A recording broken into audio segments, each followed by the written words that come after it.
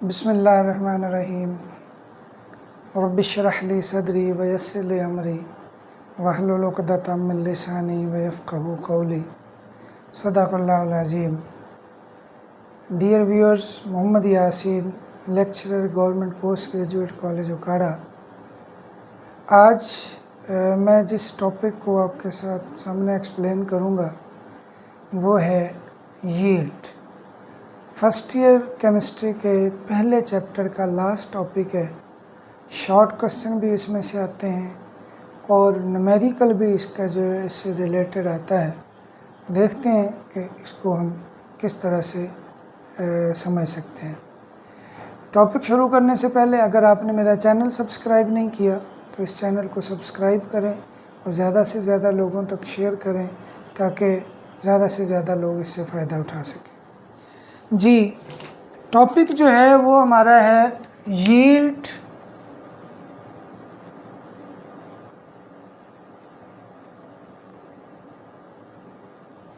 जिसका लफ्ज़ी मतलब होता है पैदावार, प्रोडक्शन। किसी भी जब हम कोई रिएक्शन करते हैं, कोई हम एक्सपेरिमेंट करते हैं तो पहले हम छोटे पैमाने पर करते हैं और फिर उसको हम बड़े पैमाने पर इंडस्ट्री के लेवल पर लेके जाते हैं। मसलन हमारे यहाँ यूरिया इंडस्ट्री जो है, फर्टिलाइज़र इंडस्ट्री, यूरिया बहुत ज़्यादा यूज़ होता है। अब यूरिया जो बनाया जाता है उसमें अमोनिया यूज़ होती है यूरिया की प्रोडक्शन के लिए। उस अमोनिया को प्रोड्यूस करने के लिए हम नाइट्रोजन और हाइड्रोजन का इस्तेमाल करते हैं। अब ये सारी चीज़ें हम पहले पेपर वर्क करते हैं कि हमारे पास रॉ मटेरियल कितना होगा, उस पर इकोनॉमिकली वो सूटेबल है कि नहीं है, कितने हमारे जो है वो उस पर अखराजात हैं, और उसके बाद उसकी जो प्रोडक्ट बनी, उसकी जो वो पैदावार होगी वो कितनी होगी, क्या हम इस प्रोजेक्ट को इकोनॉमिकली भी लॉन्च कर सकते हैं कि नहीं कर सकते, वो चीज़ें हम फिर पेपर वर्क पे करते हैं। अब उसके लिए ज़रूरी होता है कि जिस रिएक्शन को हम उसके अंदर यूज़ करने जा रहे हैं उस इंडस्ट्रियल यूनिट में या किसी भी फैक्ट्री में, तो हम ये देखते हैं कि हम कितना रॉ मटेरियल यूज़ करें, उससे हमारा कितना प्रोडक्ट बनेगा, हमारी प्रोडक्शन कितनी है। मतलब किसी फैक्ट्री में कितनी खाद बन रही है वो उसकी प्रोडक्शन कहलाती है। अगर कोई टेक्सटाइल इंडस्ट्री है तो जितना वो कपड़ा बना रहे हैं वो उसकी प्रोडक्शन है। इसी तरह से हर रिएक्शन की भी कोई ना कोई जो प्रोडक्शन होती है, जो उस रिएक्शन को प्रैक्टिकली परफॉर्म करें या कागज़ पेंसिल की मदद से बाय यूजिंग आवर नॉलेज और स्टेकियोमेट्री कैलकुलेशन, उनकी मदद से हम उसकी एक वैल्यू निकाल लेते हैं कि इतना रॉ मटेरियल यूज़ किया जाए तो इससे इतना हमारा प्रोडक्ट बनेगा। वो जो प्रोडक्ट की अमाउंट है वो यील्ड कहलाती है। यील्ड, जैसा कि अभी मैंने बात की, दो तरह से इसको हम कैटेगराइज करते हैं। एक है एक्चुअल यील्ड और दूसरी है थ्योरेटिकल यील्ड। ये दोनों ही यील्ड ही हैं, मजमूई तौर पे उनको यील्ड ही कहा जाता है। जस्ट थोड़ा सा इनमें डिफरेंस क्या है कि ये जो है बाय डूइंग एक्सपेरिमेंट या एक्चुअल में जब हम कोई वो परफॉर्म करेंगे, परफॉर्मिंग दैट रिएक्शन, वो एक्चुअल यील्ड होगी। ठीक है।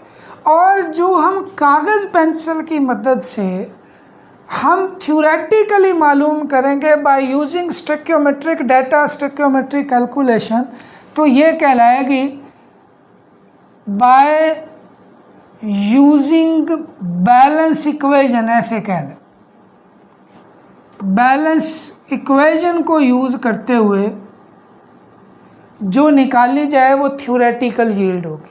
हम आम तौर पे जब किसी भी रिएक्शन को कागज़ पे कर रहे होते हैं, पेपर पे कर रहे होते हैं, तो हम उसका एक्चुअली थ्योरेटिकल वर्क कर रहे होते हैं। एक्चुअल में परफॉर्म करना होता है, बाद में उस डाटा को यूज़ करके हमने लैब में जाना होता है। अब इन दोनों में जो डिफरेंस है आपको आइडिया हो गया होगा। इसका थोड़ा सा और अगर आप देखें, सपोज आपके पास कार्बन है और ऑक्सीजन है, ये रिएक्ट कर जाते हैं, कार्बन डाइऑक्साइड बनाते हैं। आप कहते हैं जी 12 ग्राम कार्बन है और 32 ग्राम ऑक्सीजन ली जाए तो उससे 44 ग्राम जो है वो कार्बन डाइऑक्साइड बने। अब एक्चुअल में आपने ये जो काम किया है ये आपने थ्योरेटिकल किया है। इस बैलेंस इक्वेशन को देखते हुए आपने किया कि इसके इतने ग्राम लिए जाएं, 1 मोल होता है उसके इतने ग्राम होते हैं, ये 1 मोल ऑक्सीजन गैस है उसके इतने ग्राम है, ये 1 मोल कार्बन डाइऑक्साइड है उसके इतने ग्राम है। 12 ग्राम कार्बन लेके 32 ग्राम ऑक्सीजन से रिएक्ट करवाएं तो आपके पास जो अमाउंट ऑफ प्रोडक्ट आई इस डाटा को यूज़ करते हुए वो 44 ग्राम है। आपने कैलकुलेट की, कैलकुलेशन से जो आई वो थ्योरेटिकल यील्ड। अब आप क्या करते हैं, एक्चुअल में 12 ग्राम कार्बन ले लेते हैं, उसको ऑक्सीजन के साथ रिएक्ट करवाते हैं और ऑक्सीजन आप लेते हैं 32 ग्राम, उनका रिएक्शन करवाते हैं तो 44 ग्राम अगर कार्बन डाइऑक्साइड आती है तो वो हमारी एक्चुअल यील्ड होगी। वो 44 ग्राम भी हो सकती है, वो उससे कम भी हो सकती है। आम तौर पे एक टर्म हम यूज़ करते हैं कि एक जो है वो एक्चुअल यील्ड ये होती है लेस देन थ्योरेटिकल यील्ड। ये एक शॉर्ट क्वेश्चन भी बड़ा इम्पोर्टेंट है, कई दफ़ा ये बोर्ड में पूछा जा चुका है कि जी एक्चुअल यील्ड थ्योरेटिकल यील्ड से कम होती है, इसकी रीज़न क्या होगी? कैसे हम कह सकते हैं कि एक्चुअल यील्ड जो है वो थ्योरेटिकल यील्ड से कम है? तो इसकी तरफ जाने से पहले आप ये पता होना चाहिए कि थ्योरेटिकल जब आप काम कर रहे होते हैं तो आप कुछ भी लॉस नहीं होने देते। कोई भी चीज़ आपने 12 ग्राम लिखा है तो 12 ग्राम की ही कैलकुलेशन कर रहे होते हैं।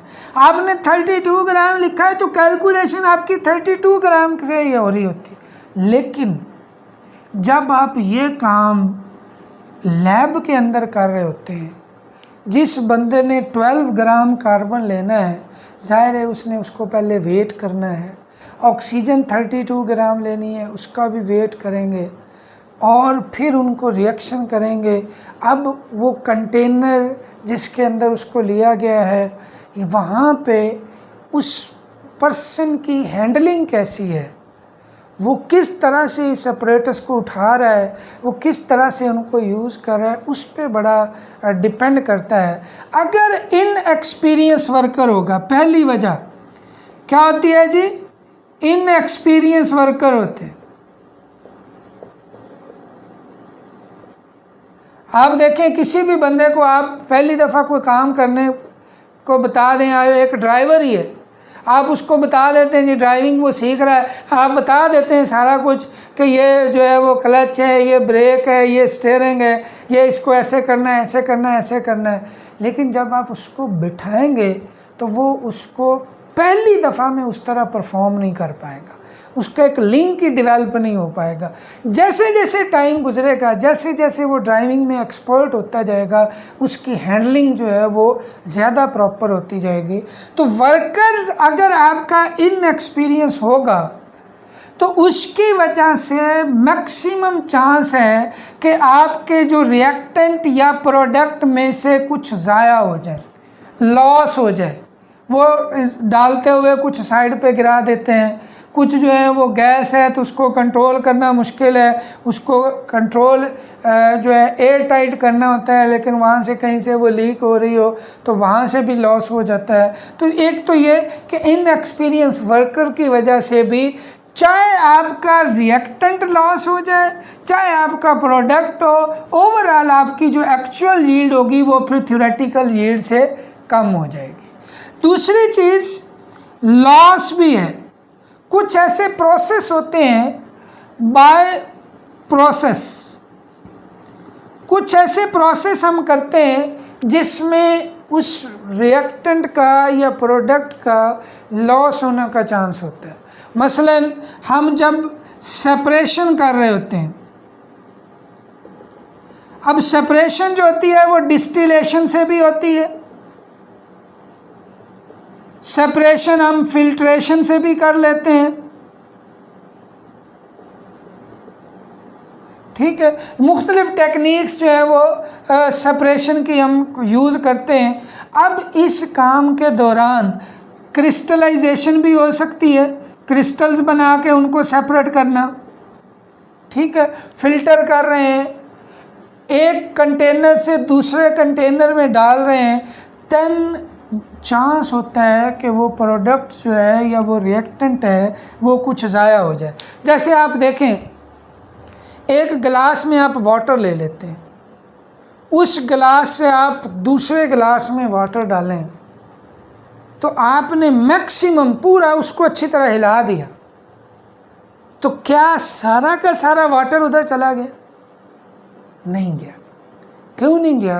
क्योंकि जिस कंटेनर से, जिस गिलास से आपने इसमें डाला है ना, उसको आप अगर देखेंगे ना तो उसके अंदर वाली दीवारें अभी भी गीली हैं। इट्स मीन वो वाटर है जो उसके अंदर रह गया। अब वो अंडेला नहीं जा सका, लेकिन हो सकता है आपकी नज़र में, एक आम आदमी की नज़र में आप ये कह लें कि ये तो कौन सा कोई इतनी वैल्यू है कि जी वो उसकी गिलास की वॉल्स के साथ लगा रह गया, उसकी तो कोई वैल्यू ही नहीं।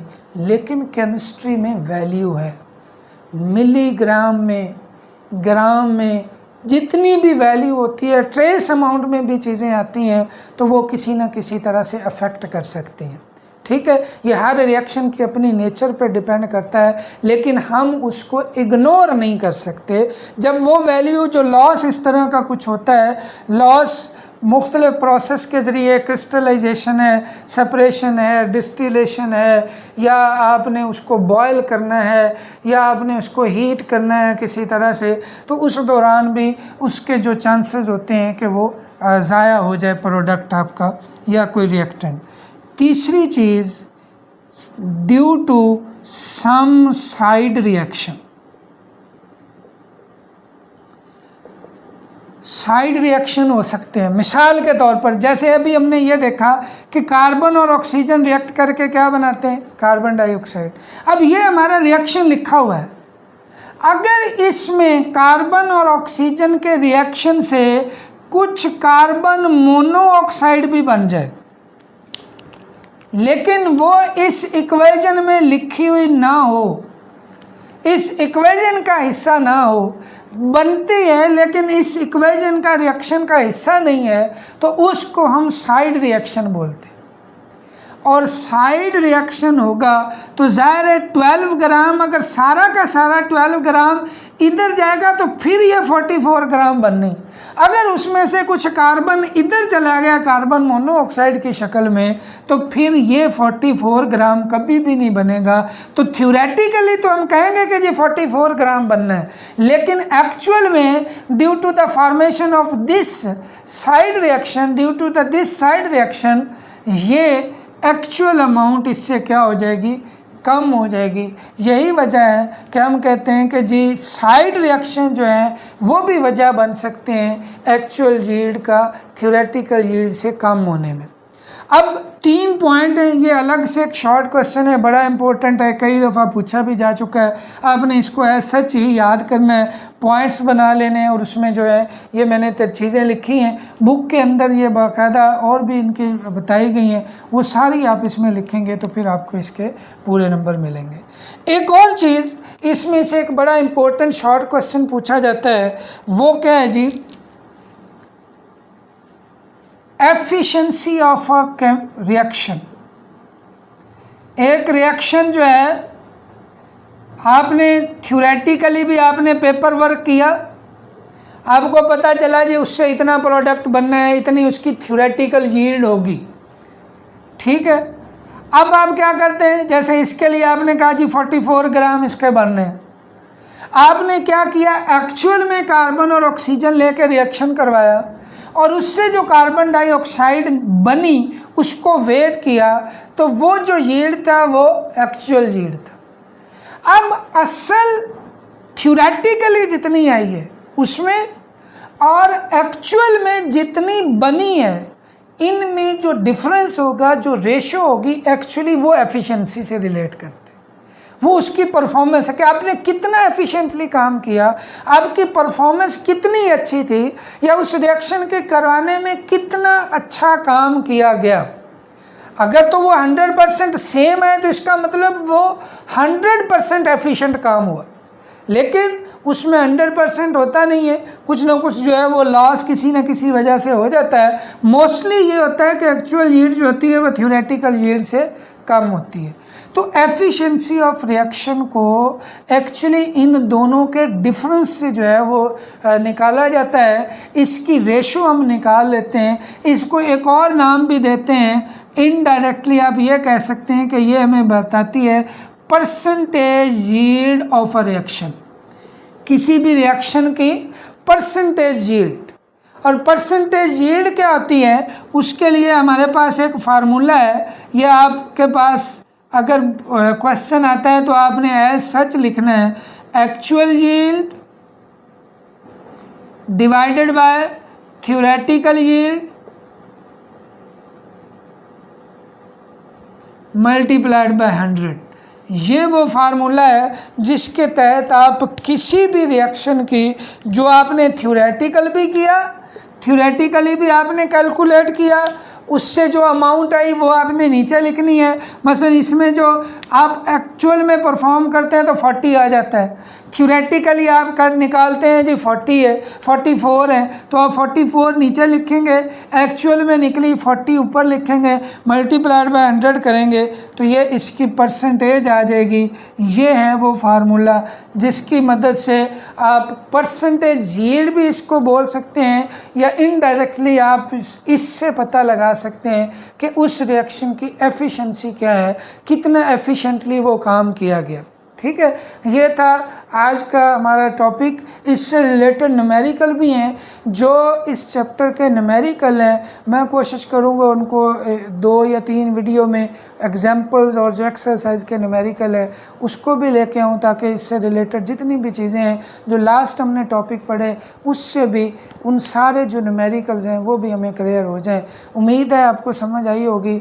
अगर इसके बारे में कोई भी आप क्वेश्चन पूछना चाहें, कोई सजेशन देना चाहें, तो नीचे दिए गए लिंक्स हैं, व्हाट्सएप है और इसके अलावा कॉन्टैक्ट नंबर, मेल है, ठीक है, फेसबुक आईडी है, वहाँ से भी आप जो है वो कांटेक्ट कर सकते हैं। ठीक है, उम्मीद है आपको समझ आई होगी। वीडियो अच्छी लगे तो ज़रूर इसको शेयर करें। Thank you very much. अल्लाह हाफ़िज़।